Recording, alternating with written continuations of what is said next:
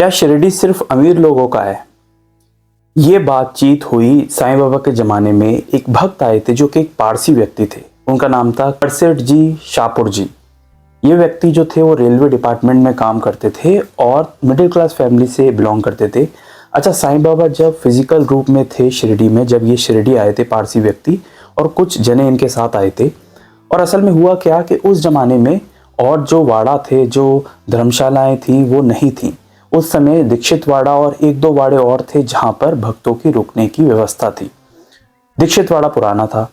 तो अब जो ये पारसी व्यक्ति आए अपने परिवार के साथ, इनको दीक्षित वाड़े के ग्राउंड फ्लोर पर रुकवाया गया। जब ये ग्राउंड फ्लोर में आके देखते हैं तो वहाँ पर कई सारे लोग ठहरे हुए थे और ये फर्स्ट फ्लोर और उसके ऊपर देखते हैं तो इन्हें मालूम पड़ता है कि जो और भी पैसे वाले लोग, बड़े बड़े लोग आए हैं, वो फर्स्ट फ्लोर पर ठहरे हुए हैं। तो इनके दिमाग में एक बात आती है कि बाबा के भक्त जो होते हैं वो अमीर हो इससे फ़र्क पड़ता है, क्योंकि उनको फर्स्ट फ्लोर पे रुकाया जाता है और हम जैसे मिडिल क्लास वाले लोग ग्राउंड फ्लोर पर रुकते हैं। ये बात उन्होंने सोची। उसके बाद जब वो द्वारका माई में बाबा के दर्शन करने गए तो बाबा के दर्शन करने के बाद ये बात उनके कंटिन्यूसली उनके दिमाग में घूम रही थी और वो बाबा के सामने बैठे बैठे इसी बात को सोच रहे थे कि अमीर लोगों के दर्शन अच्छे हो जाते हैं, उनको अच्छी व्यवस्था मिलती है। वो दीक्षित वाड़े के फर्स्ट फ्लोर में रुके हैं और ये तो इंसाफ नहीं हुआ, जबकि बाबा की जगह पे तो इंसाफ होना चाहिए। ऐसा उनके दिमाग में विचार आता है। वहीं बाबा जब दूर बैठे होते हैं तो अचानक एक व्यक्ति को बाबा अपने पास बुलाते हैं और उनसे कहते हैं कि ये जो महाशय सामने बैठे हैं, पारसी महाशय और इनका परिवार, इन सबको दीक्षित वाड़े के पहले माले पर यानी फर्स्ट फ्लोर पर ठहरा दो, शिफ्ट कर दो ग्राउंड फ्लोर से फर्स्ट फ्लोर पर। ये सुनते ही वो जो पारसी महोदय होते हैं, करसेठ जी, वो देख के हैरान हो जाते हैं कि ये बात मेरे दिमाग में कल से चल रही थी कि बाबा के यहाँ पर जस्टिस नहीं होता, न्याय नहीं होता, लेकिन बाबा को इस बात के बारे में कैसे मालूम पड़ा? मैंने तो किसी को भी नहीं बताया, मैंने ना अपने संबंधी को बताया, ना फैमिली वालों को बताया, ना मैंने लोगों को बोला। बस अपने मन में इस बात को लेके, इस सवाल को लेके मैं कब से घूम रहा था और बाबा को इस बात के बारे में मालूम पड़ गया। इसका मतलब कि उनको हर व्यक्ति के हर विचारों के बारे में मालूम है।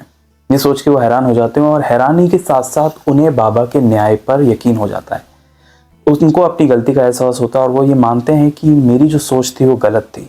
कहीं ना कहीं मैंने गलत सोचा कि बाबा के यहाँ पे न्याय नहीं होता। जिसकी जहाँ मर्जी आए, जिसकी जहाँ व्यवस्था हो जाए, वो व्यक्ति वहाँ ठहर लेता है, चाहे वो फर्स्ट फ्लोर हो, चाहे वो ग्राउंड फ्लोर हो। ये मेरी बहुत गलत फहमी थी, लेकिन इस गलत फहमी को दूर करने के लिए, इस गलत विचार को हटाने के लिए बाबा ने ये भी प्रूव कर दिया कि उन्होंने मेरे मन के विचार जान लिए और अगले व्यक्ति को बोल दिया कि इनको फर्स्ट फ्लोर पर ठहरा दो, जैसा कि मेरा मन था, जैसा कि मेरा विचार था। इसका मतलब यहाँ पर कोई भी भेदभाव नहीं होता है।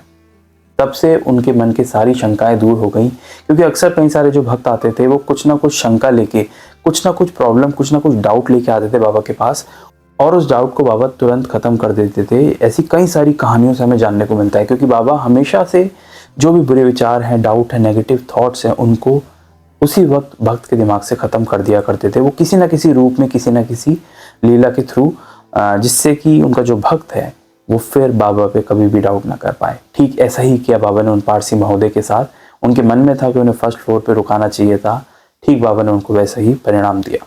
और ऐसी कई सारे भक्तों से जुड़ी हुई कई सारी असली कहानियाँ इस चैनल पर अपलोडेड हैं, जहाँ पर मैं बाबा से जुड़ी हुई कहानी पढ़ता रहता हूँ, समझता रहता हूँ और कुछ मंदिर से जुड़ा हुआ इतिहास, जिन बातों के बारे में आपको नहीं पता वो भी बताता रहता हूँ। अगर आप इस चैनल पर नए हैं तो इस चैनल को सब्सक्राइब कर सकते हैं, क्योंकि मैं हमेशा एक नई वीडियो आपके लिए लाता रहता हूँ। मिलेंगे एक नेक्स्ट वीडियो में एक नई कहानी के साथ। तब तक के लिए ओम साई राम।